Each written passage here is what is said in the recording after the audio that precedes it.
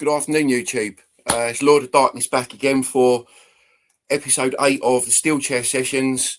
And as you guys can see today, on my right, we've got one of the best content creators around on TikTok and Instagram.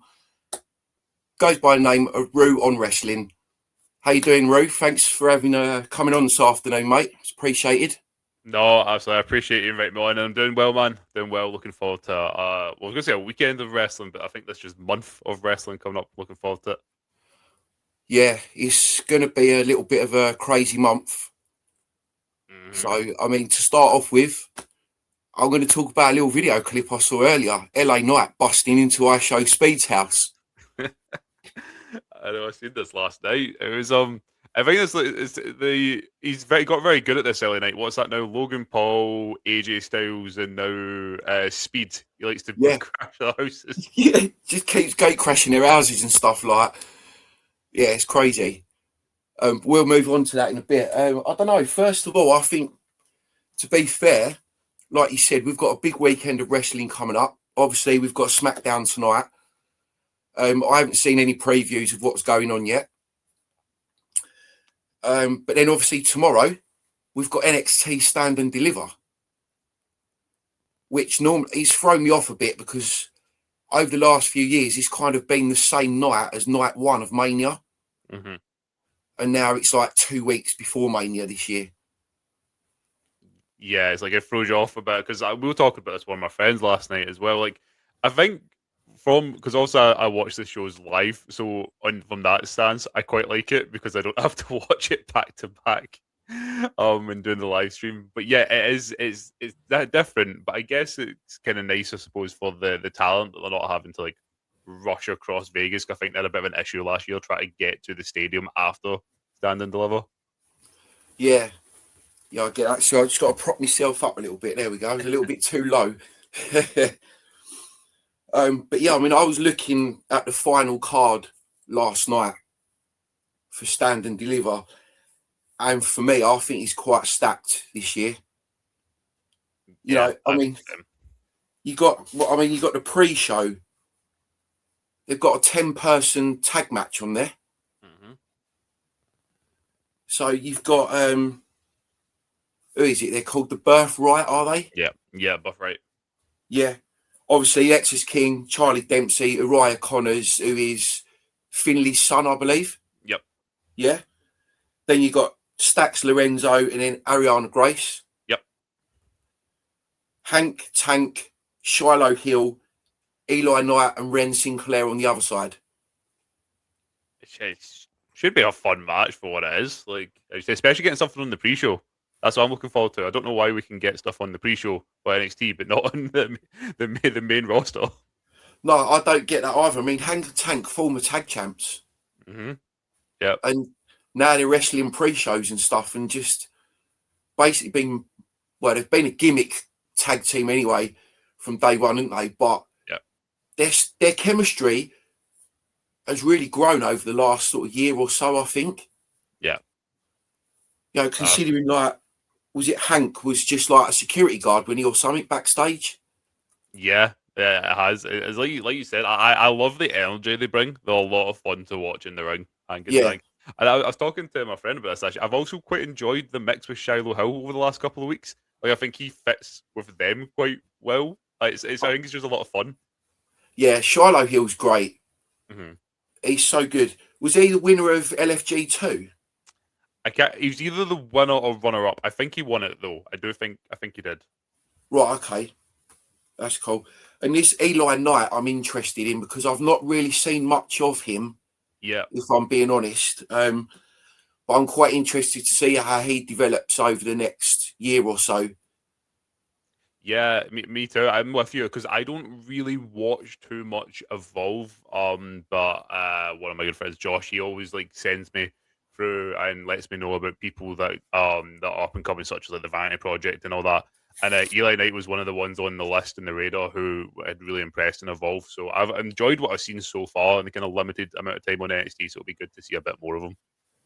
Yeah, hopefully, because he was in a speed match a couple of weeks ago, I believe, wasn't he? Yes, it was the triple threat one, wasn't it? The one with Elio LaFleur and Jasper Troy. That's the one, yeah. And I really enjoyed watching him in that match. He was quite some very good spots that he managed to pull off, really. Obviously, I'm going to start off now with the main card. We've got the women's grudge match, from what I'm considering it as to be. Yep. Sol Ruka and Zarya.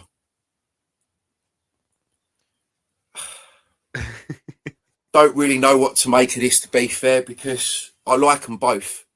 Yep.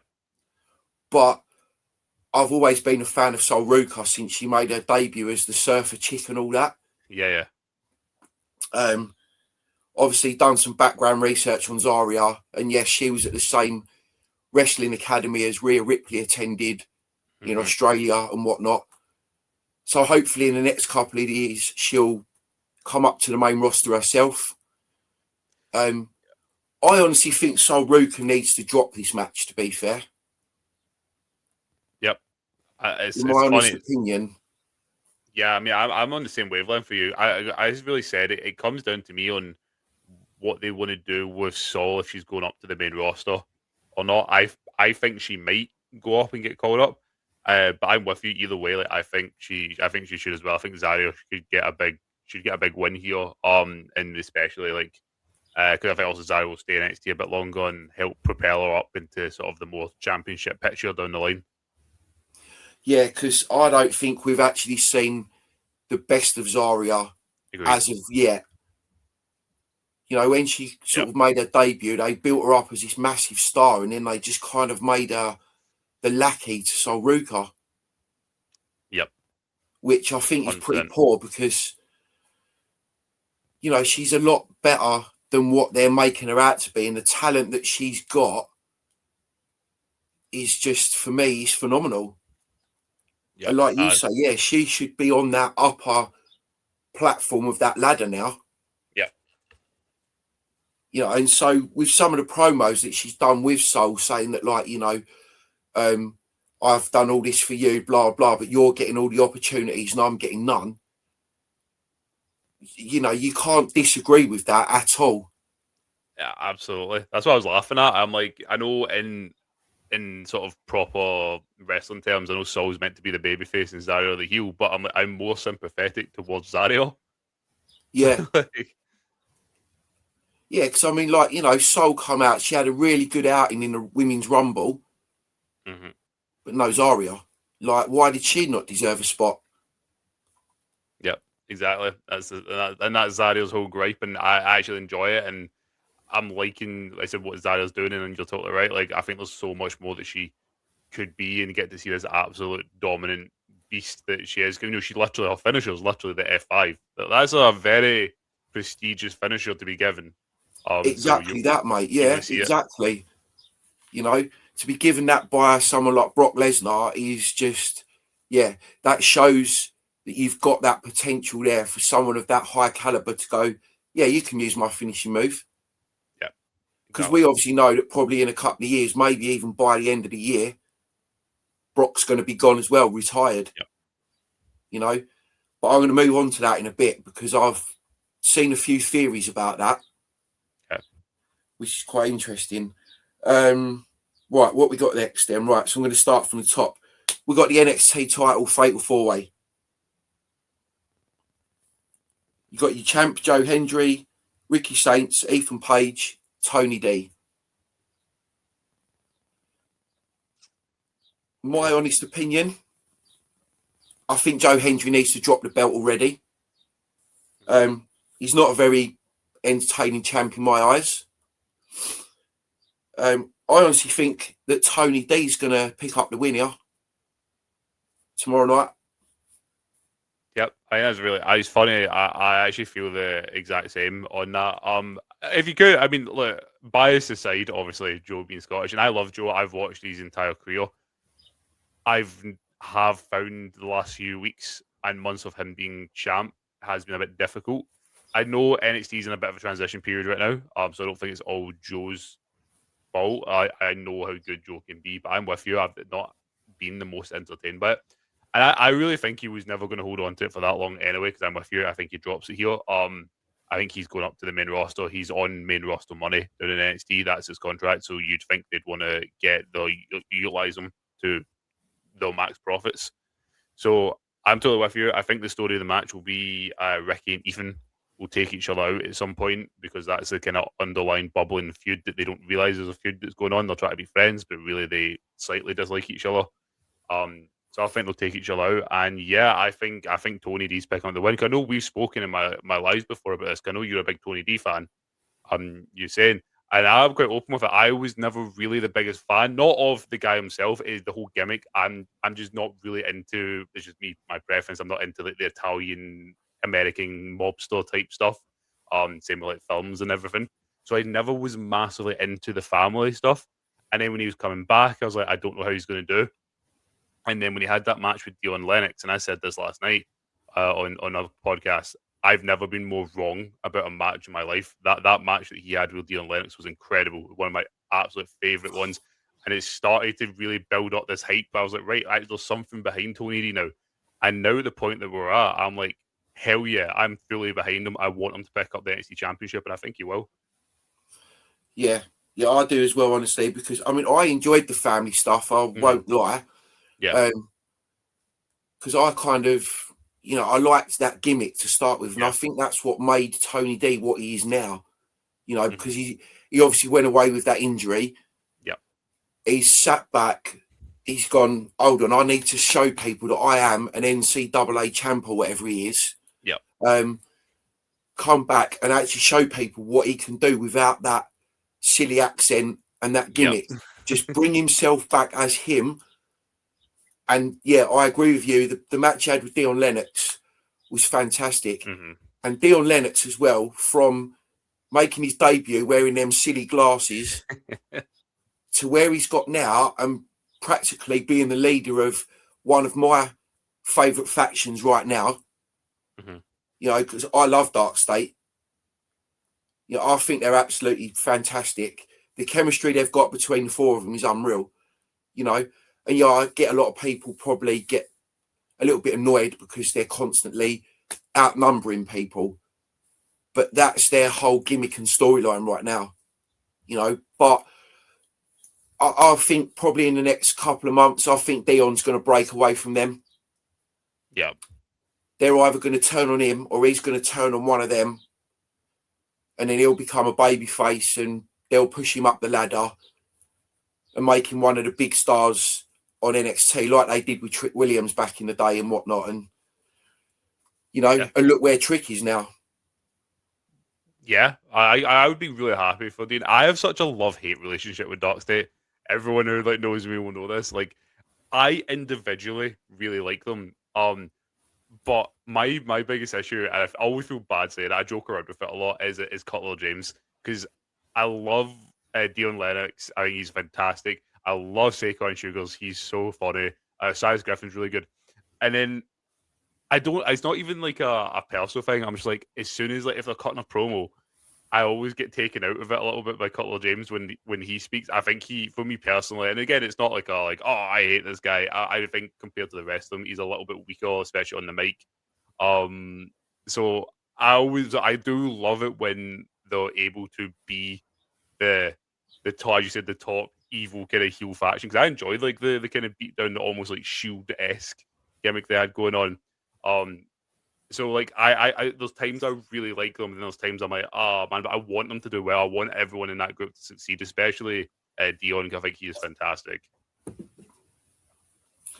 Yeah, I have to agree on that. So yeah, that's my pick for the title match, Tony D. The NXT Women's Triple Threat. Looking forward to this. Yep. JC Jane, Kendall Gray, and Lola Vice.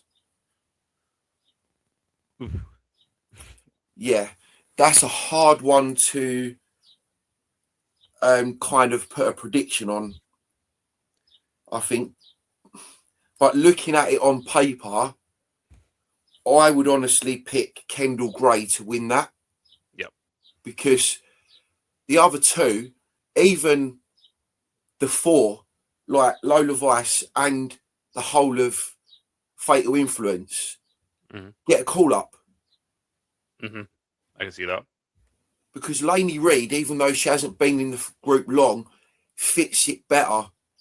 Yep, I think so. Than what Jasmine Nix did. And to be fair, some of the matches that Lainey Reed could have on the main roster, you know, would be just dream matches, really, for some people. Imagine having Lainey Reed against Lash Legend. Yeah, great match. You know, two big powerhouse women, that would go off something crazy. Oh, yeah. You know, and I personally like Lainey Reed because as much as she hasn't probably been doing it that long, because again, I don't know a lot about her, Ruth, so apologies. No, I'm the same. But from what I've seen her on a weekly since joining, you know, she's working with two of the best females in NXT right now, in my opinion. And, you know, look at the work they've done. They've helped her propel herself so quickly up that ladder. I think a lot of the other females are like looking at her going, yeah, I don't want to get in the ring with her right now. I would agree. It's quite funny, actually. This entire match, bar one other match on this card, I think this is my most anticipated and kind of most excited match. Like, that I am so looking forward to it. And it's such a nice problem to have that I am happy with whoever wins this match. I will be happy. I do think JC will drop the belt. Because as you said, I think she's getting a call up, and I'm with you. I'm actually okay with it being the entirety of Fatal Influence because as a group, I think it can work. If it was individually, I think Fallon and JC would be fine. I think Laney would need to stay a little bit longer, but as a group, I think they're absolutely fine and work so well together that I think they just keep that momentum going onto the main roster. Laney, as you said, is someone who I've been so proven wrong by over the last sort of year, and I've loved it. When she first came into NXT, I wasn't too sure about the kind of southern sassy kind of bell gimmick. I was like, oh, I don't know how that's going to work, but I think she's really found her place in Fatal Influence. And as you said, some of the matches she's been having, she has one of the most beautiful crucifix bombs in the game. Anybody hasn't seen it, go and find it. Such a night, she does it so well. And in the terms of the rest of the people in the match, Lola Vice, I think she's been absolutely incredible over the last years. And the fact she hasn't actually won a title in NXT, I think, is madness. So that's why I could totally see them putting it on Lola as well here if they wanted to maybe keep her a little bit longer. I think she deserves it. But for me, I know we've spoken about this in my lives. Kendall Gray is just everything. She is, to take the words from Rutherford, the whole effing show. Like, she is so good. She's the future of not just the NXT Women's Division. She's just the future of the Women's Division on the whole, the future of WWE. This match is going to be incredible. And I would absolutely love to see Kendall take that NXT Women's Championship. She obviously didn't even lose the Evolve one. She just relinquished it because no one could beat her because she was that good. And I would happily see her take that NXT Women's Championship tomorrow. Yeah, 100%. And not to quote someone from back in the day, but she is the total package. Oh, yeah. You know, that's all I have to say on that because, yeah, she's done really well. Even when she was the Evolve Women's Champion, she come up to NXT. She had some great matches. Oh, incredible. Right. But speaking of Lola Vice, I think for me as well, personally, some of her best work has been over the last few weeks with Kalani Jordan, you know, and then culminating in the Underground match. Yeah. Which was, you know, for her to be able to hit her with that backhand when her hand was knackered was just madness. Yep, absolutely. You know, but again, you know, Lola is not getting, for me, the push that she rightfully deserves. Yeah. You know, I think she's being held back by someone maybe in creative. I don't know. You know, do they know what to do with her next? Do they not? Which is a bit of a shame if they don't, because, again, she should be coming up to the main roster. You know, if I'm not mistaken, is she not in a relationship with Damian Priest? She is, yes. Yeah, I thought so, yeah.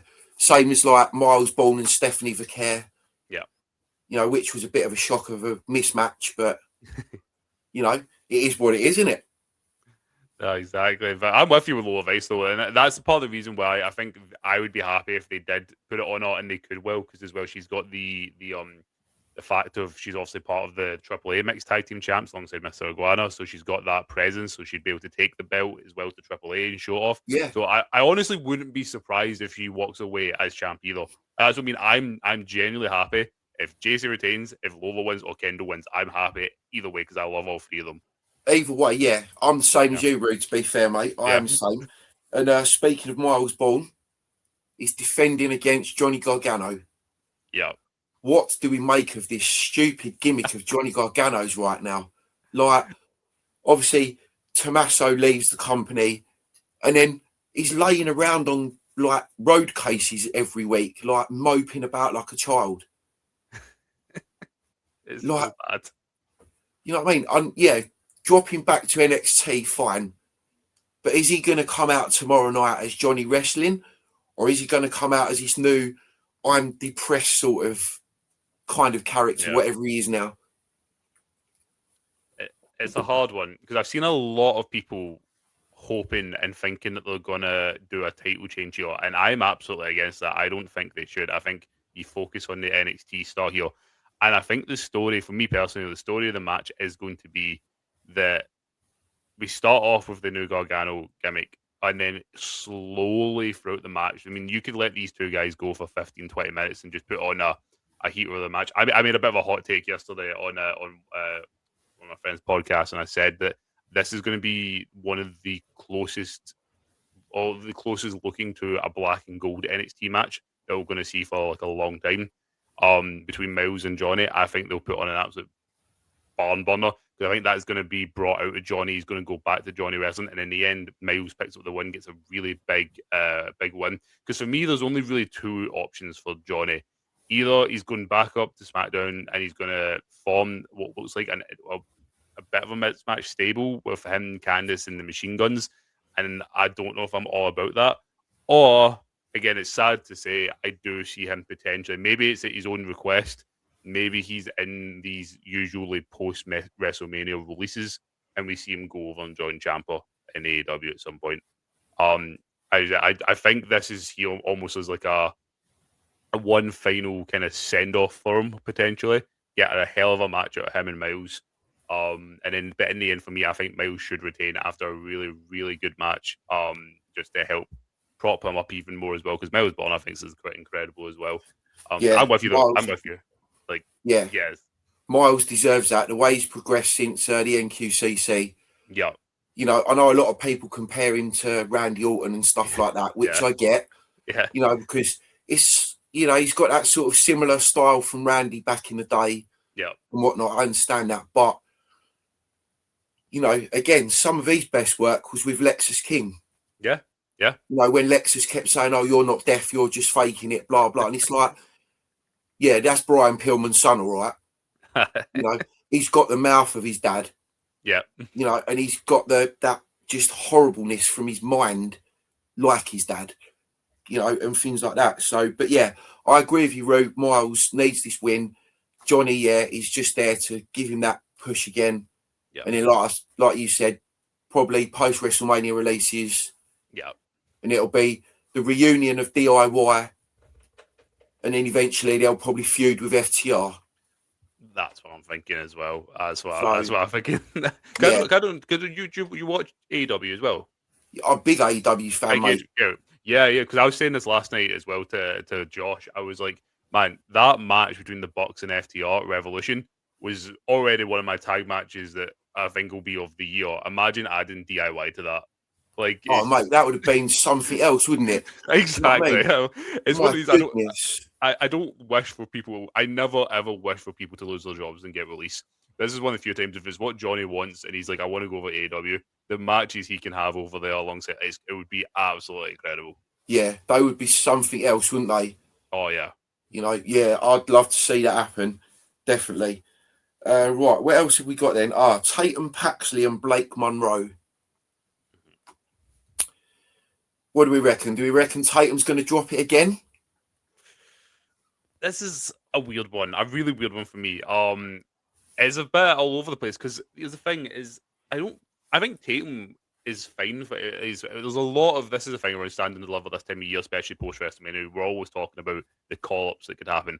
I think Tatum would be ready and fine to go up. I think she would slot quite well into the mid card division. I know I'm speaking to someone who was saying that is she potentially ready for that? And I sort of said back, well, a lot of people thought that about Lyra Valkyria when she first got called up, and then she went on to do incredible things with the IC championship.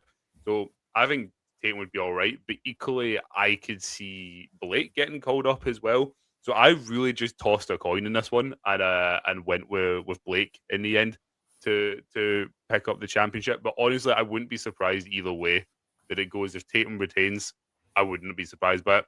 But if Blake regains her championship as well, wouldn't be surprised. So it really was a toss of the coin for me.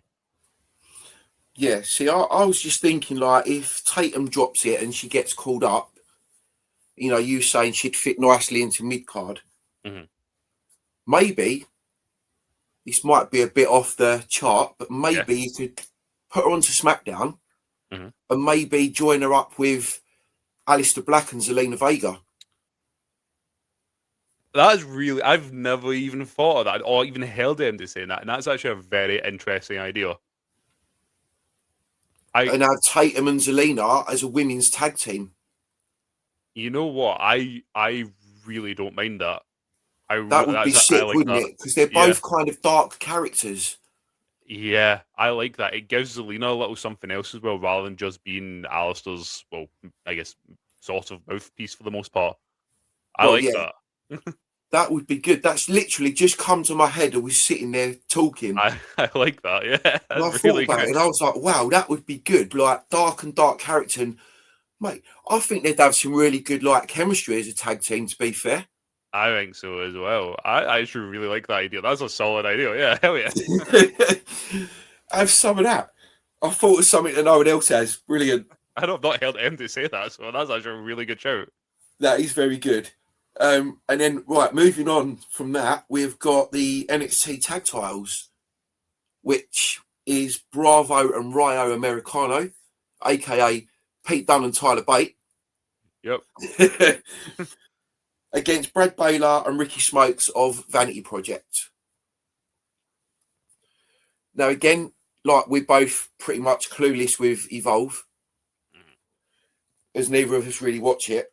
But from what I've seen of Brad Baylor and Ricky Smokes, they're good, but they're goddamn annoying.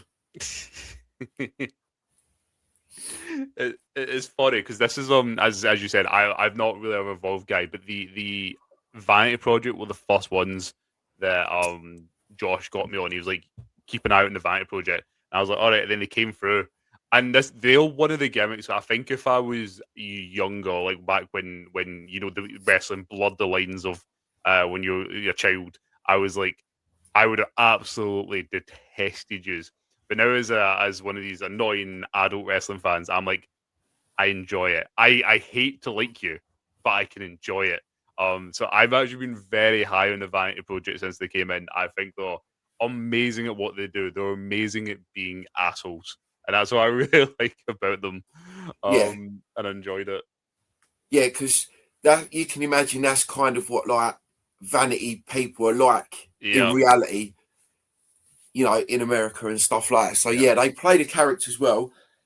I think they're going to pick up the win against the Americanos. You know, they've only just won the tag titles anyway. They're not going to drop them straight away, are they? But going into a match against Pete Dunne and Tyler Bate, you know, I hate the gimmick. I've always hated the gimmick with them two because they're a lot better than that. But yeah, going into the ring with two experienced British wrestlers like that, it's going to give Baylor and Smokes a bit more TV time. Not that they need it because they get it every week anyway, but it's also going to put them on the map a bit more, and they're going to establish themselves as a top team on NXT in the next 6 to 12 months, I reckon. You know, their chemistry's good. They've got some really good high-flying spots they pull off and whatnot. And yeah, I thoroughly enjoy watching their matches. I think they're so entertaining. And they've done well since coming up from Evolve, to be fair. Yeah, I think I've been smashing it. I think I literally agree with you 100% now. I think that's the whole point of this match. Is ironically enough, it's really meant to be a match of the Vanity Project versus Pete Dunne and Tyler Bate. It's just obviously a bit awkward because they're doing the Los Americanos gimmick. Though I did say it would have been funny if they just had Pete Dunne and Tyler Bate appear on NXT pretending that they weren't Los Americanos. Like they were, we don't know who those guys are. Yeah, That's how I think that's exactly the matches. I think it's just kind of similar, I guess, to Miles and Johnny in a way. I think this is just a way to get the Vanity Project a really big win over, two absolute veterans of just the ring in Pete Dunne and Tyler Bate. It'll be an incredible match. And then, as you said, it gives them a good kind of stamping point, a good foothold to say, even though these guys just came up from NXT, but they've got a win over, two of the best that have came out of the UK in the last, 20 years or so. So yeah, I think I'm with you. I think the Vanity Project retain here, and I think they should retain. yeah, 100%. So I'm looking forward to this card tomorrow night. To be fair, I've been looking forward to it for weeks now. So Yeah. seeing how stacked it is, and hopefully the production and the creative is good enough to make it one of the best stand and delivers that they've ever done so far. Yeah, I'm all for it tomorrow night. I'm going to be sitting up glued, absolutely 100% to that. So that's pretty much that. That's our predictions and stuff for that. And going back, you mentioning about Lyra Valkyria. I get frustrated sometimes because I don't know about you, but I've watched her since NXT UK when she was Aoife Valkyrie. Yep. I've always liked her gimmick from day one. Think she's doing absolutely fantastic on Raw at the minute. But there's so many fans out there that are hating on her, and I can't understand why. I'm really frustrated and struggling. Like some people are like, oh, it's the bird lady. Let's go for a toilet break. Stuff like that. It's like, why? Wild. Yes, I know she botches sometimes, but all wrestlers botch. Mm-hmm. But to do some of the work she's been doing with Bayley over the last few months, it's been absolutely fantastic. And I can't fault anything of her, really. She had a good title run with the IC belt and whatnot. Had a good program with Becky Lynch as well. Yeah. Which I think helped kind of establish her as a mid-card threat to a lot of women. 100%. 100%. I'm with you. I don't know. It's weird. I totally see it as well because, like, I'm with you. I've watched her for ages, and I think she's so good in that ring. And in my end of the year awards, my feud of the year was Becky and Lyra. I loved everything they did. I thought some of the matches they had were some of the best that came out of WWE last year.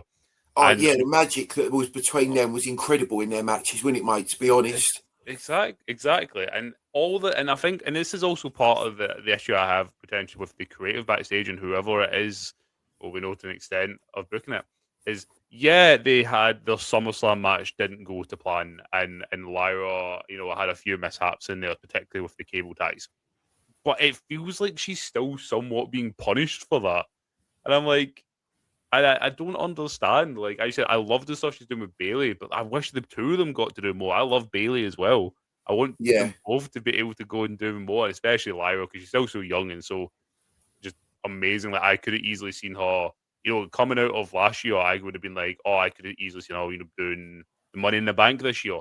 But the current, I said, they get showcased, but I'm with you. I want to see more for her because she absolutely deserves it because she's so good and a young new talent that should be coming through and getting pushed up to see how they can do.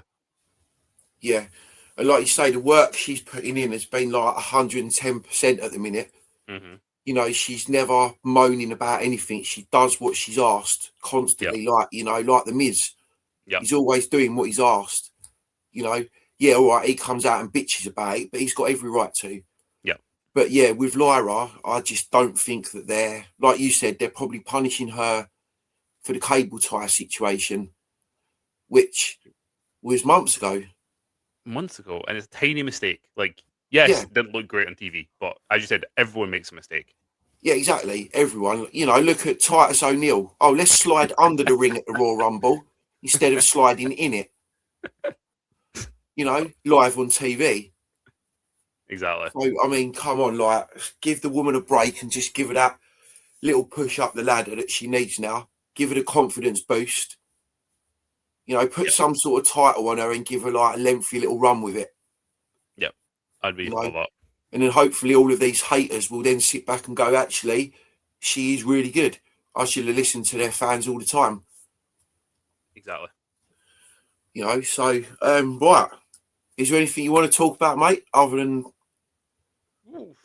I mean, like, obviously got the build up to WrestleMania. I think WrestleMania is an interesting one this year because I see a lot of people, myself included, for a while, was very much like, I think this is the least excited I'd been for WrestleMania. And in the last 2 weeks, they've just turned everything around somehow. And the matches they're booking, and I'm looking at this Mania, I'm like, this looks like it might be one of the best Manias that we've had of this decade.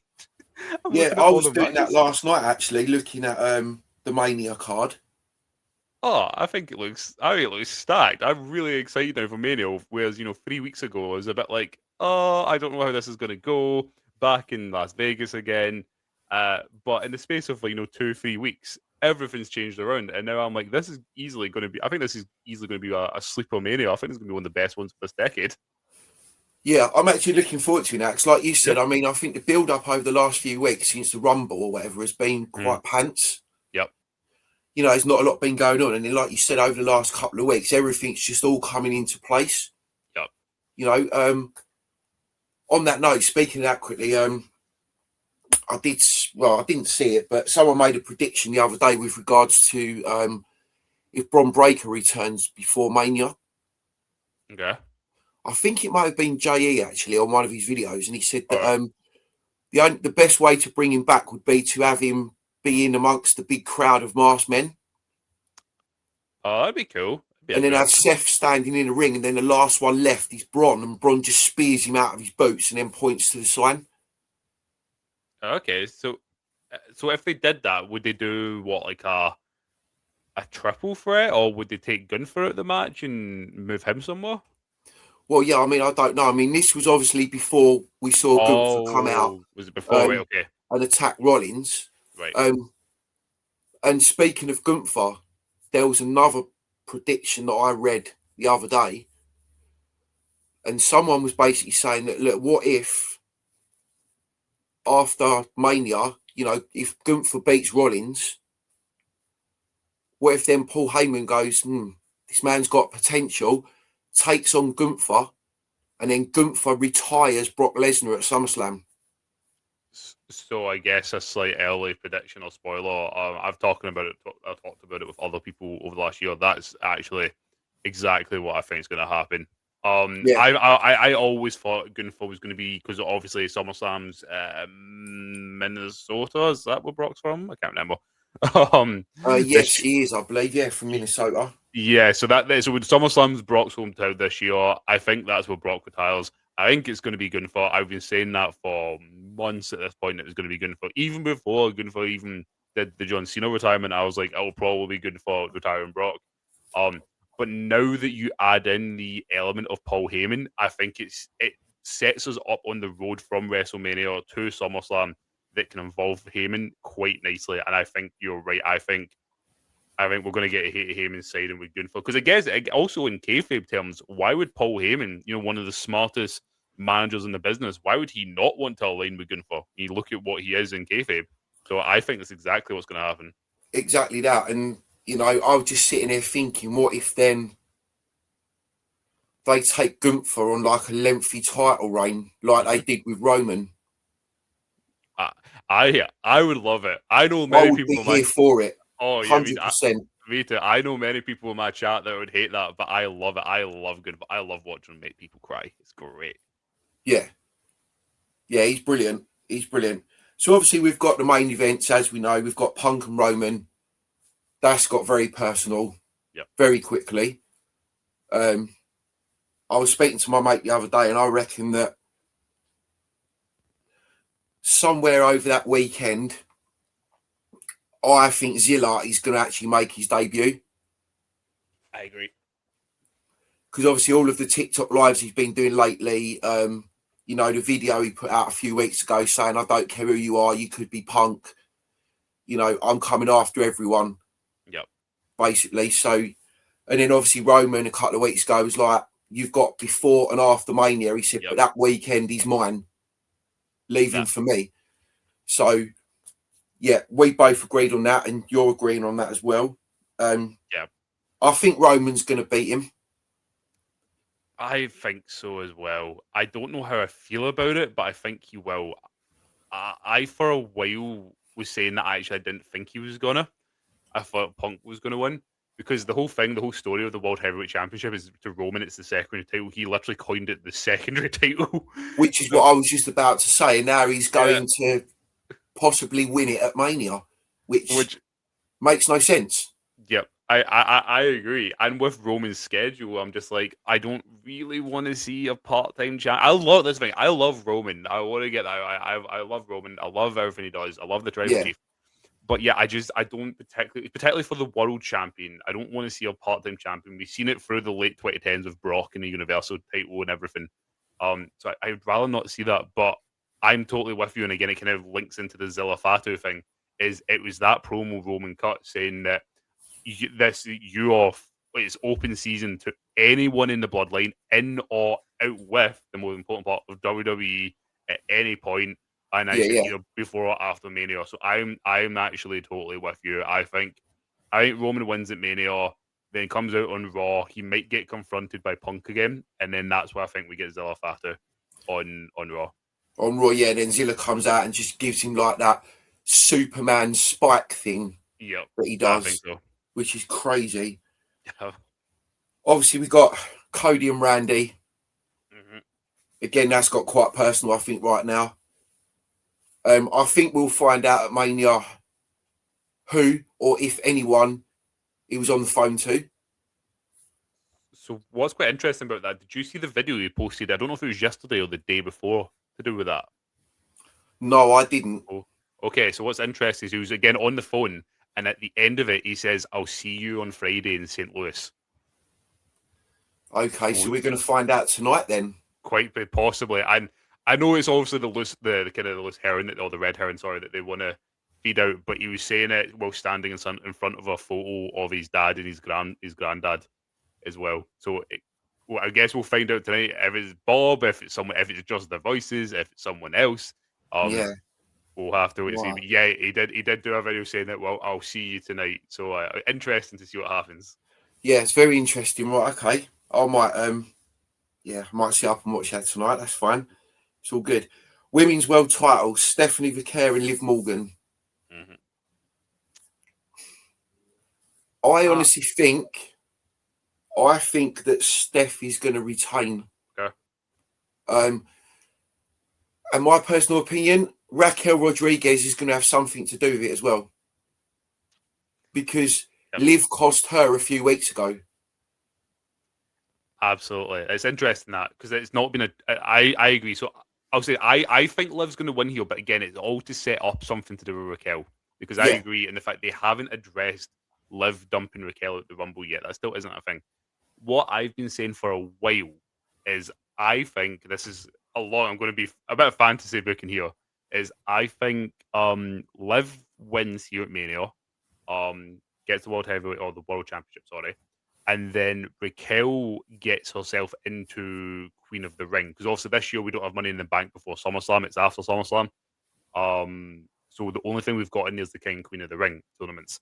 I think Raquel gets herself into Queen of the Ring, and for the entire time, Liv's like, oh, like, Raquel's going to win this and all that. She's better than all of you. Then she's going to go after whoever, Jade or Rhea or whoever is the WWE Women's Champion. And the Judgment Day is going to be on top. And the whole time, Raquel's like, yeah. Raquel goes on to win the tournament, wins Queen of the Ring. So she's set up. She's meant to have a match at SummerSlam for one of the Women's Championships. And then we have almost a Batista and Triple H moment from 05. I was just thinking that, yeah. And then Raquel completely turns her back on the Judgment Day and goes after Liv, and then we get Liv and Raquel at SummerSlam for the World Championship, and that's where Raquel picks it up. That's where Raquel wins and then goes on a lengthy run herself. That's how I'm thinking it's going to happen. That's a good shout, Roo. Very good shout. So moving on to Jade and Rhea. Now, I read something yesterday that was quite interesting, and I Mhm. don't know if it's true or not. Obviously, it might not be, but I read something yesterday that there's been some real backstage heat between Rhea and Jade, Mhm. and Rhea apparently now doesn't want to wrestle her at Mania. Oh, damn. Okay. So what I read is that they're planning on having an injury angle for Rhea, where B-Fab and Meechin have jumped her, beat her up, done whatever, attacked her with weapons and stuff, so she's out injured. And then apparently they're going to replace Rhea with Tiff Stratton. Oh, okay. Interesting. I've not seen that. I know. I think it's been very apparent and very well. We know that there's the real beef there, between them.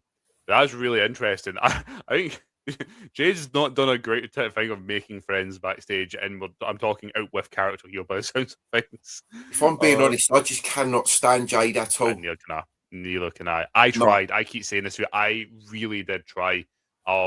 When she first came in, and I wasn't. I like she was all right in AEW. I was like, it's okay, but I don't think it was worth the massive platform she was given to come in this sort of and how she was shown off. And but I tried and I tried, and then when she had a tag team title run with Bianca before getting taken out, I was like, okay, this is going all right. I'm not minding this.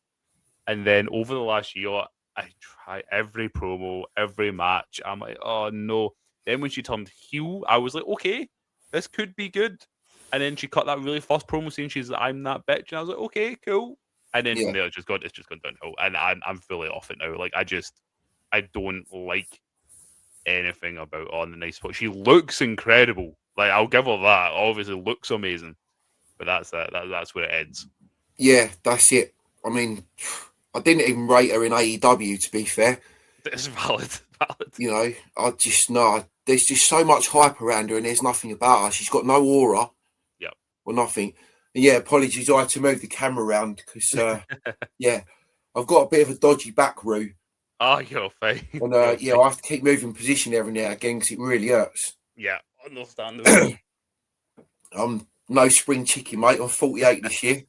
Oh god, you're looking good. Looking good for 48. Yeah, thanks. Don't feel it sometimes. Right, and the next match, I predicted when I was talking to my mate long before they'd done this, but it was pretty obvious. Everyone was saying that the Drew and Jacob match should have stipulation. And I think I was chatting on one of the Discord channels and I said, why not make it an unsanctioned match? Good shout. And obviously that's what they've done. Obviously very, very personal. Mm-hmm. You know, going off that balcony a couple of weeks ago, wherever it was, onto them giant crash mats that we couldn't see. Hidden behind that giant fence. This match, I just don't even know what to say about this match, to be fair. This is just going to be absolute chaos from bell to bell. I'm very excited. They are gonna hurt each other so bad. Oh yeah, and especially Drew with everything that's happened, and same with Jacob as well. Like I felt for both of them with everything that happened.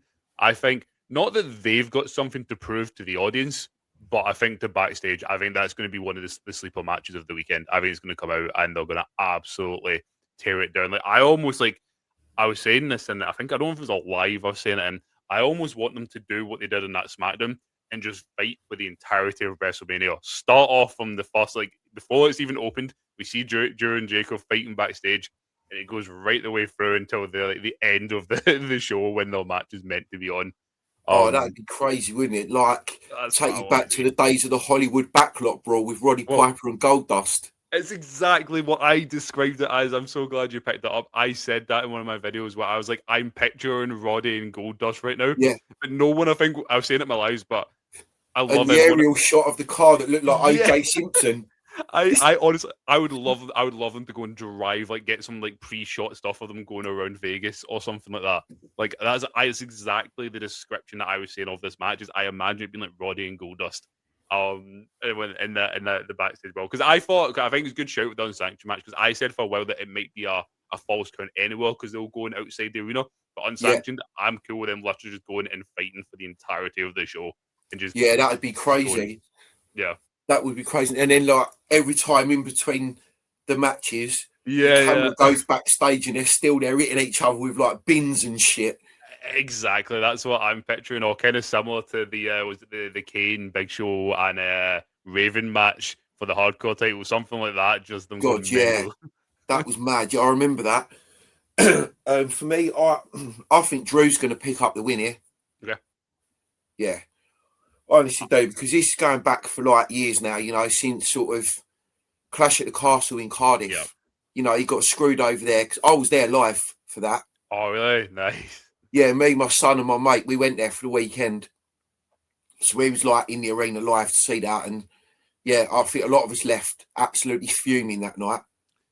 I think it's funny actually. I don't know if you watched him or not, but he just did an interview yesterday with Chris Van Vliet that I sat and watched Drew, and he literally asked him that. Well, even not even a question. He says that point. He's like, "You should have won that night," and I think Drew was like, "Yep." And I think everyone's in agreement. I think he should have won that night. But obviously, I'm slightly biased. I can never talk and not be biased about Drew. But yeah, like I'm with you. I think he should have won that night. But he's done Yeah. amazing. He honestly, every single time he comes out, and this is why like this match, I think this match is gonna be incredible. Because every single time he gets shut down by management or whatever, he goes out and puts on a hell like the stuff he did with Punk, and even last year at Mania, the match he had with Damian Priest, the Vegas sort of street fight, was a fantastic. It was a really fun Oh, match. that was a brilliant match, wasn't it? And everyone was kind of like, "Oh, Drew and Damien, oh no!" But then they went out and put on an incredible match. So I think Drew does that every time. All the stuff he did with Gunther and Sheamus as well for the IC title, like this is going to be a really really fun match. Yeah. I obviously I would love Drew to win. I am going to lean on the side of Jill and Jacob here, to pick up the win. But honestly, would not be mad if Drew won this at all. Yeah, no, I get that, but I think Drew's going to pick up the win, and then I think he's going to go into a program with Nick Aldis. Ooh, and he actually also said this on that interview yesterday because Chris asked him, he was like, "Do you want to have a match with Nick?" And Drew straight up was like, "Yup." He's like, "I think it would be silly not to have." Pretty much, I can't remember the exact wording, but Drew made it quite apparent. He's like, "I think it would be a disservice to not happen after everything we've been through and everything going on screen right now." He's like, "I think he seems pretty confident that match is going to happen," and I'm with you. I think it will. Nick's still in incredible shape as well. Yeah, by So SummerSlam, I reckon. Yeah. Oh, I think so as well. So I'm Yeah. actually totally with you there. That's a good shout. Yeah, that is a good shout for that. Oh, the Open Challenge match. Oh my God. I cannot wait for this barnstormer. This is going to go off, man. Brock and Oba. Ooh, Oh my. I love it. I love everything about this. I really don't know what to say about this. I mean, obviously, you know, a couple of weeks ago, Brock done really well to sell that power bomb, you know, or the fall from grace, whatever it's called. Yeah. You know, and then obviously you laid there and told him to put his foot on his chest and whatnot. Yeah. And then again, last week, taking the clothesline over the top rope, selling it, making Oba, not that he needs to, but making Oba look better than what he already is. I honestly think Brock's going to put Oba over at Mania. Yep. I think he's going to take the L and give Oba that high profile fan base that he needs, I suppose. Not that he hasn't already got it. I can't even think of the words, mate. I'm just so geared up for this match and honestly, whatnot. I think this is my most anticipated match. I'm so excited for it. That is the presence and the I don't know the aura, I guess, that comes with Brock Lesnar. I know not everyone likes Brock, but when he wants to and he sees there being this next star coming through, he will make you look like $1 million. Last time we seen it with Drew, it was the last one I can think of him doing it. Like the stuff the Rumble, then obviously at Mania. If Brock sees that potential in you, he will do everything to make sure you get what you deserve through that and get you over. And that's exactly what he's done with Oba. So having seen everything, I think Brock's showing him what he's already done for Oba. I agree. I think Oba's picking up the win here. And I'm so happy for him because he's looked incredible. And then Brock's equally played his part in this. And I honestly, I cannot wait for this match. I'm so excited for it. Yeah, me as well. Like, I love it. Yeah, like you say, the work that they've both put into it, and like the stuff that Brock's actually been doing, and you know, along with the obviously Paul Heyman helping as well. Yeah, you know, he's obviously giving over some guidance backstage in gorilla position and whatnot. Yep. You know, because like you said, what that man don't know about wrestling isn't worth knowing, is it? Yep. You know, he's the genius of the business. But yeah, like I say, I honestly think Brock's going to take the loss here. Yep. Pass that torch to the next big man. Then that sets him up to go against Gunther for SummerSlam, where he hangs his boots up, blah, blah, blah, and all that sort of stuff. Seth Rollins and Gunther, for me, Gunther's taking the win here. 100%. You know, he's going to put him to sleep like he's done with all the others. Yeah. And then I don't know where they go with Seth Rollins after that. Probably in a program with Bron Breakker, I would imagine. I think so. It's the only logical way. I think this is one of the ones I've seen a lot of people. It's actually quite interesting. Again, I guess typical certain people online. They're like going off about this match. Obviously, yes, I would have loved to have gotten a bit more build for Gunther and Seth, but they've had to pivot so far because of everything that's happened injury-wise. But at the end of the day, there's people complaining about it. I'm like, it's still Gunther and Seth. It's still going to be a great match. So I guess, so I don't understand the complaints on that side. But yeah, I'm with you. I think Gunther wins here. I don't think, especially after whatever has happened over the past year with Gunther, I don't think you can have him lose here. But I'm with you. I think Gunther does this, moves on. Hopefully, it sounds like they're wanting to do the Rey Mysterio stuff, so hopefully he can return. Gunther can go off and do that if he wants to, alongside Paul Heyman, and then move on to Brock eventually. And then, I just said Seth. I think it's going to be the stuff with Braun. I guess he might still have a bit of feuding to do with the rest of the division. I'm very lenient towards them. There's some things in booking that I'm like, right, that's just a bad decision. That is the wrong decision. Why have you done that? The Vision stuff, I am like, they've not just had to pivot a little bit, they've had to pivot to the other side of the arena with everything that's happened. And one of the most unlucky groups I think that have been out there. Well, yes, I mean, they lost Bronx. Obviously, he lost his temper and done his hernia. Mm-hmm. You know, obviously, Bronson Reed's out for however long. Yeah. You know, which left for a while. Yeah, which left Austin Theory and Logan Paul. Exactly. You know? Exactly. In my honest opinion as well, I honestly think that Grayson Waller should have been in that faction as well. I think looking back at it, you can be like, they could have done with the extra bit, the extra numbers. Yeah, exactly that. Do you know what I mean? So, that's that. Intercontinental title match, like, is it a 5-way? Is it a 6-way? Is it what? Do you know what I mean? So I seen a bit of info on this before we came on. I don't know if you've seen it, and I already was going to predict one of the things that got said from this info. So apparently, I don't know how much you watch. Do you watch AAA much? Not all the time. I don't know. Well, those it's all good. Everyone who knows me, I've become a AAA loyalist. I love AAA. It's one of my favorite shows. Is Vikingo going into the ladder match? I think he is, because he has a match on the 11th, so a week tomorrow. Yeah, versus Penta. Yeah. I think Vikingo gets himself into the ladder match, which again, Vikingo ladder match is going to be incredible. And apparently, that's already what I thought was going to happen. Yeah. And then the news that I seen this morning before we came on was that they're looking at adding one person from AAA, so Vikingo, and another person from SmackDown. I think they might try to add Ray Phoenix into the match. Oh, Penta and Ray Phoenix in the same ladder match. So that's what, again, don't know how truthful it is, but I've seen they want to add one from AAA and one from SmackDown. I think AAA, Vikingo. I think SmackDown, it should be Phoenix. Yeah. Well, that would be the best shout, wouldn't it, to be fair? Because Vikingo, I know he's hated in AAA. Yep. Like, he's the massive heel there, isn't he? Evil man. Everyone hates him. He's hated so bad. But if he comes over to WrestleMania, I think it's going to be a different reaction. Oh, and plus, it's hated just for the character, because in ring, the guy's incredible. So add him to a ladder match with everyone else in there. Never mind the actual competitors that are in that match already. Like, out of them all, I'm so happy JD has got himself into the match. I'm loving that, because, again, so JD McDonough. Oh, yeah.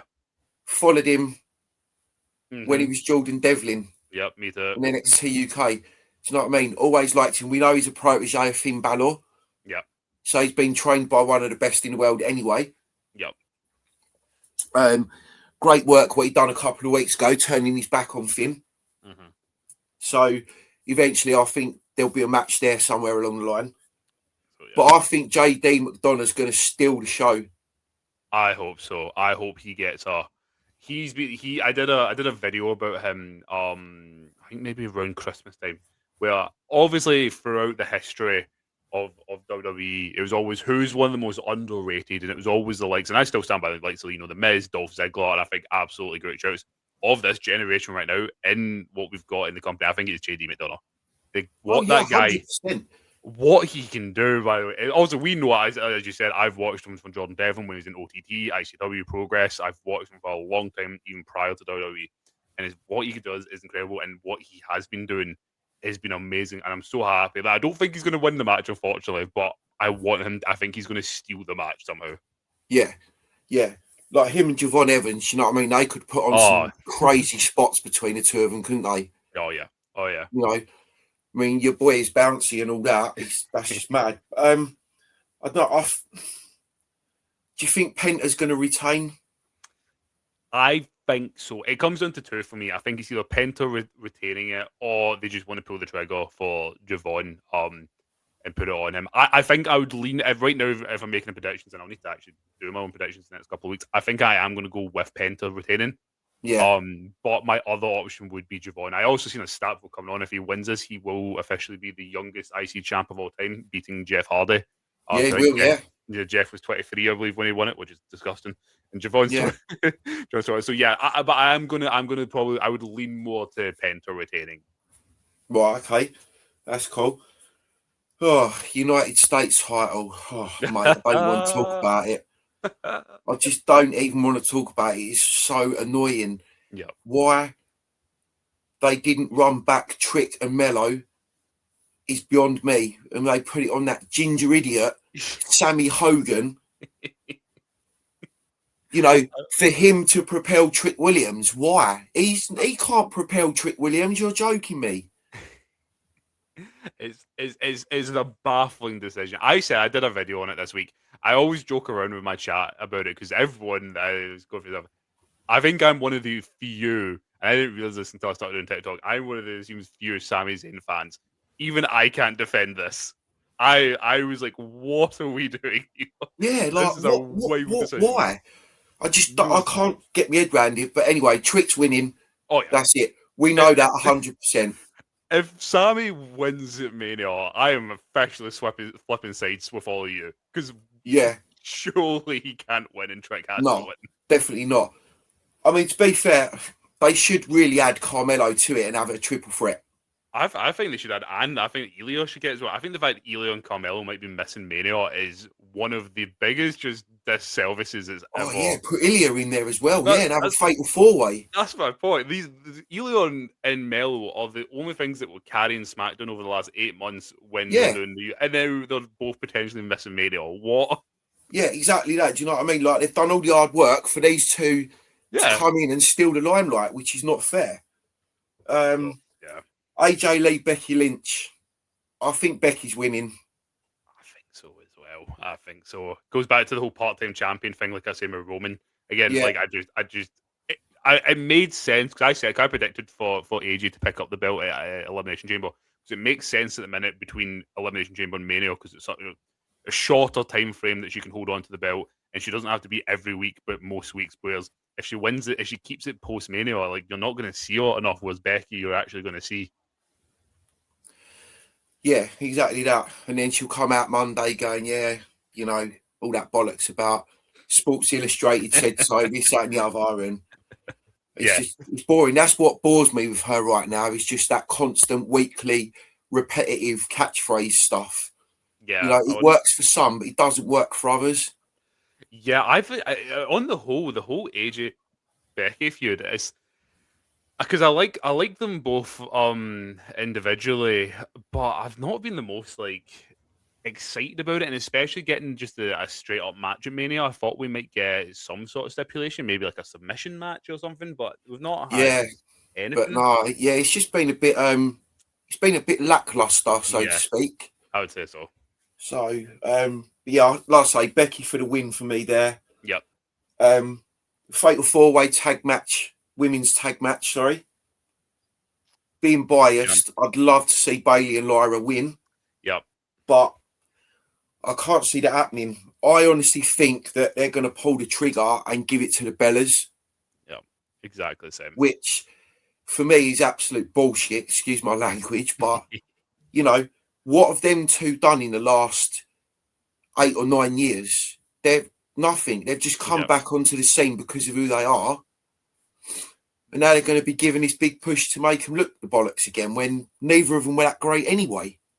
Yeah, I'm totally with you. I would love it to be Bailey and Lyra. And here, I wonder if we potentially get the disagreement, or maybe not the full split, but something between Alexa and Charlotte in the match. But I'm with you. I think it's going to be the Bellas here. I think they want them to win it just for the simple fact of being able to use the image of them with the Women's Tag Team Championship at Mania for video packages in the future. That's the simple reason why I think they want it. Yeah, that's pretty much it, really. And then at the moment, the last one we've got on the list is Finn and Dominic. Yeah, I forgot about that. I think this match is going to be really good. It's going to be good for Dominic. You know, I know he's been a massive performer for the last few years since turning on his dad at Clash. Yep. You know, he's sort of propelled himself and managed to get where he is. You know, former double champ, still the AAA mega champ. Yep. You know, and I saw that match he had with Fakingo a couple of weeks ago. Yeah. And that was amazing. Yep. That was so good. But to be on this grand stage against someone like Finn Balor, he's going to be absolutely amazing. And again, I think Dom's going to get the win here. Okay. Nice. I love both men. Dom's been one of my absolute favorite over the last couple of years. I guess that the answer to the question for me is what they see in Finn and what they want to do with Finn. If they want to actually get him some kind of a bit behind him coming out of the Judgment Day and going off to do his babyface single stuff, I'm going to lean towards Finn picking up the win here. But as you said as well, like Dom, I mean, I remember having not an argument with someone over this, but a little bit. It was just they were like, I don't know what people can't see in Dom. Like, obviously they're like, oh, but he's not the best wrestler. I'm like, it doesn't have to be. Like, his storytelling and character work in that ring is second to none. He's so good. So I would happy for Dom to win here. I'm going to lean towards Balor. I think that's the route they're going to go down, kind of post coming out of Mania. Then maybe give him a bit more of a single, or go back into the singles for a bit more of a push. But I wouldn't be upset if Dom was to win either. I'd be very happy with it. No, I think someone else said as well today that they're predicting that Dom does to Liv what he did to Rhea. Oh, okay. Turns on Liv and joins up with Steph. Oh. I'm like, could you imagine if that happened? I almost want that to happen now, because that is just wild.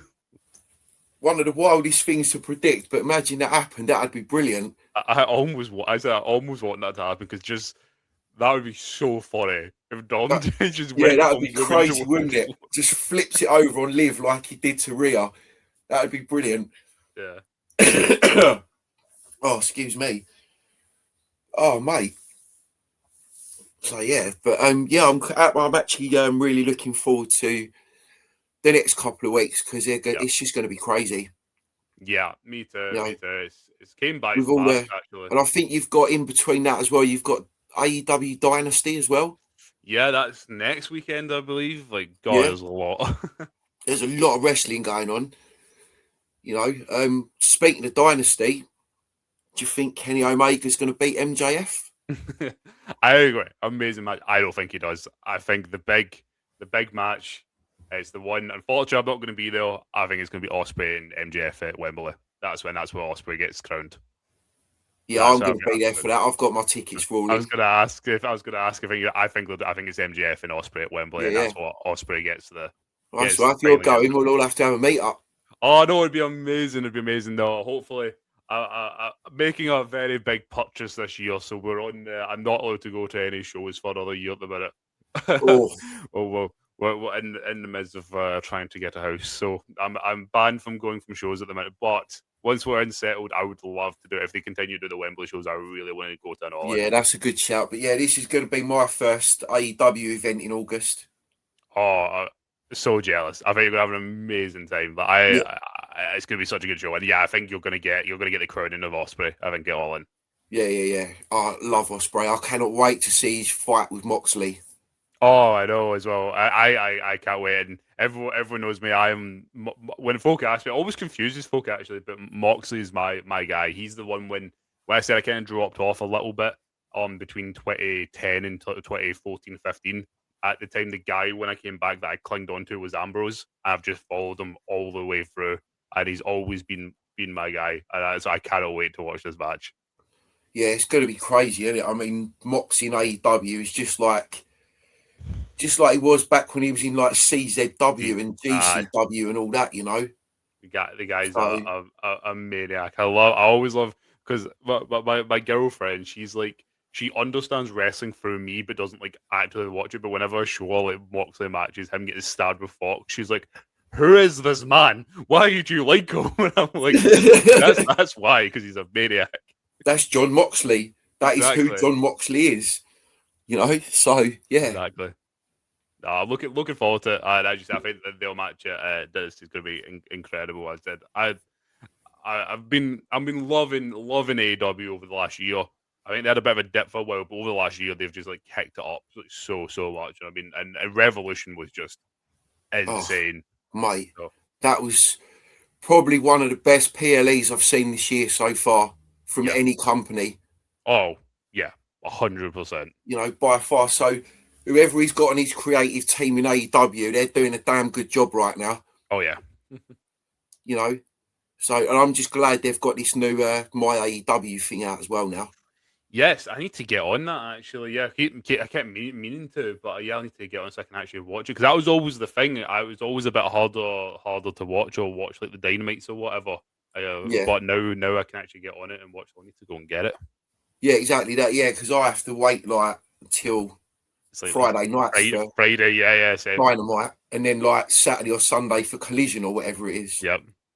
So, but yeah, right, Rue, we've been going for 1 hour 12, man. Hell yeah. That time's gone really quick, to be fair. It has just vanished. But we've had a really good chat, and again, I appreciate you giving up some of your time this afternoon for me. Oh, not at all, man. It means a lot. And again, appreciate you coming on, being a guest. You're my third actual guest on the show. Oh, I love that. So I've had Rossi, and then Okay. Craig was on Tuesday night. Craig? Yeah. I've done Craig's podcast as well. Great guy. Yeah. So he was on ours, and then yourself. Oh, hell yeah. I love the that. moment. So it's been an absolute pleasure.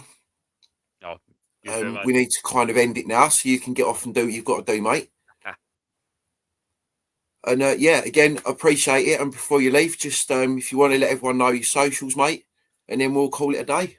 Hell yeah, man. Yeah, so you can find me Ruin Wrestling on TikTok, YouTube, and Instagram. I do lives for most shows. I will be live tonight for SmackDown. And tomorrow for Stand and Deliver. I do a lot of previews, predictions, fantasy booking, all that fun stuff. Right, there we have it, guys. And if you don't follow Rue, please look him up, give him a follow. Because like I said, he's one of the best creators out there that you'll see on TikTok and on all the other platforms. And when he's on his lives, it's a great giggle. So give the geezer a look, join his lives, see what he's all about. And on that note, YouTube, peace out, and we'll see you later.